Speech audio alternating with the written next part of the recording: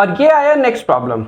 Next problem भी previous problem की तरह ही है, इसमें भी तुम्हें सेम चीज करना है, इसमें भी तुम्हें सेपरेट करके लिखना है, ठीक है। अब इसको लिखोगे क्या, sine square x upon sine square x into cos square x minus of integration of cos square x upon sine square x into cos square x D x. अब यहाँ पे sine square x cancel, cos square x cancel.